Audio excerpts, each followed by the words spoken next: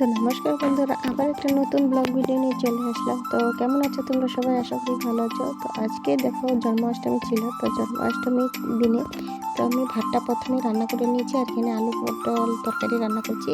আর দেখো ভাত রান্না করে তারপরে রাধাকৃষ্ণ মন্দিরে চলে গিয়েছিলাম প্রসাদ নিতে বলে, যেহেতু জন্মাষ্টমী উপলক্ষে কৃষ্ণ মন্দিরে গিয়েছিলাম। তো দেখো আমি প্রণাম করছি, যে লাল শাড়ি আর লাল হলুদ শাড়িটা যে দেখছো এটাই আমি।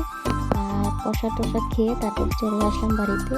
তো বিকেলের কামগুলো একটু সারবো। তো বিকেলের কামগুলো একটু তোমাদের কাছে শেয়ার করলাম। তো আমি কীভাবে ভিডিওটা করি তোমরা কাছে এটাই শেয়ার করবো।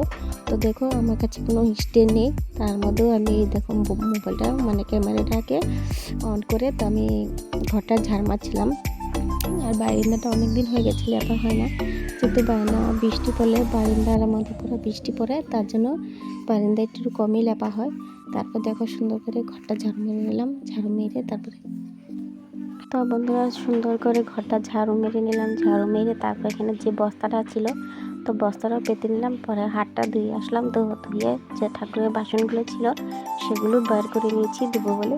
তো আমি প্রতিদিন আমি বিকালবেলায় ঠাকুরের বাসনগুলো আগের দিন মেজে রাখি, যেহেতু সকালবেলা অনেকটা দেরি হয়ে যায় আর সকালবেলা মাজতে ভালো লাগে না। তারপরে একটু সকালে যখন পুজো দিই তখন একটুখানি জল দিয়ে ধুয়ে নিই। আর দেখো আমাদের এখানে কি সুন্দর একটা ফুল ফুটেছে, তো এটার সঙ্গে একটা সাদা কালারও হয়। তো বাসন টাসন দিয়ে তো দেখো আমার ছেলে খেলা করছে, তো এটি বাচ্চা পুরো খেলা করছে, সেখানে একটু ভিডিও করে নিলাম। যদি আমার ভিডিওটা ভালো লাগে লাইক কমেন্ট শেয়ার করে পাশে থাকো বন্ধুরা। তো টাটা, আজকের জন্য অন্য একটা ভিডিও নিয়ে আবার